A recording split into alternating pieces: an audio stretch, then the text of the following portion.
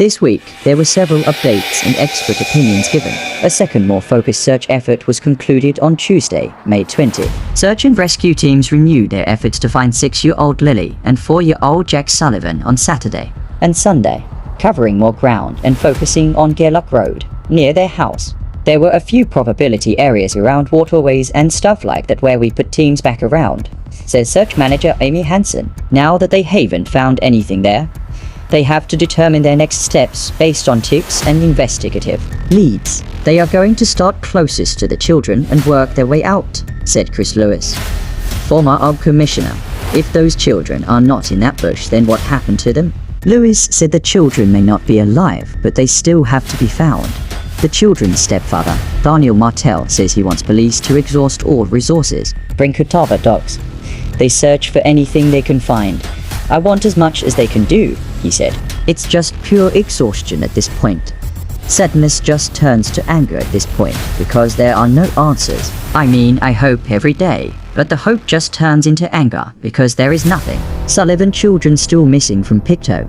NS Glenn Brown, who worked as an operational dog handler in the RCMP in several provinces for 26 years, said the fact the Sullivan children haven't been found is just really strange. I find it hard to believe that a 6- and 4-year-old would just disappear like that, said Brown, who was involved in hundreds of searches during his career. I can guarantee you if I was still working today, it would be the thing to be racing around your mind all the time. Where would they have gone? We have done everything. Robert Kester, a search mission SEAL coordinator, said it's rare to never find the subject of a search. It only happens in about 5% of cases. Former homicide investigator Steve Ryan has been following the case closely and believes the lack of witnesses is likely presenting a major obstacle. The story that the MOM and the stepdad have provided to the police was that they woke up and their kids were gone, said Ryan. Given that there is no witness to what happened, that leaves a very gaping hole in this investigation. Ryan says the search may have been scaled back, but a multi-layered investigation is still active. There is an awful lot going on behind the scenes, around the clock, while the police look for these 2 children, or try to see if there was foul involved in any way, he said. In addition to suspecting foul play, kidnapping has not been ruled out. According to Ryan, missing persons cases are traumatizing for any community, especially a small closely knit area like Lansdowne Station. NS, everybody is a suspect, said Ryan. Hey, you have a pretty tight-knit group, right? All they can see from their windows is other cars driving by, and they're curious if it could be the person who took those 2 little kids. They really want to know what's up with them and where they've gone. The hunt for Pictou County siblings continues, even with setbacks. Michelle Genis, a professor at the University of Louisiana at Lafayette, said that the case's details and the absence of evidence make it an odd one.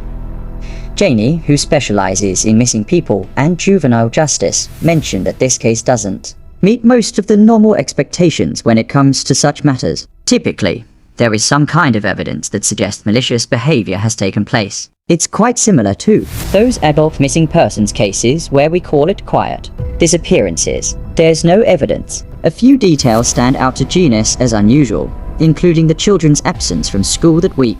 The children's stepfather, Daniel Martel, told CBC News the children were not in school on Thursday or Friday, the morning of the disappearance, due to illness. They also were not at school on Wednesday due to a professional development day. It could just be incredibly bad timing that they had 48 hours unaccounted for before the disappearance. But that's just one of the things that stands out in my head, she said. Police will not say if anyone else had contact or saw the children in the days leading up to their disappearance. Genis said she believes police should be considering whether a person played a part in a stereotypical kidnapping by a stranger. The offender doesn't usually target a specific child or children. They create a plan and whoever is in the environment at the time falls victim, said Genis. It doesn't seem like that would be the case here because what we know is they were in their backyard in a rural community, so it's not like they were walking to school or to the gas station or something where it can be an easy snap situation, she said.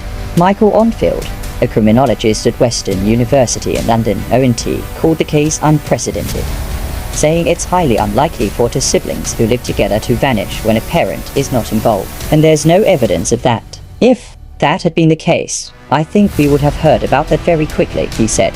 This case when you overlay it on 100 other missing children cases. It just loosened it up many levels. He also said police should have said publicly in the early days of the search whether the case was considered suspicious, but based on appearances. This went in the wrong direction early on, and key momentum and leads were lost when they were out in the fields looking for kids that maybe were never there.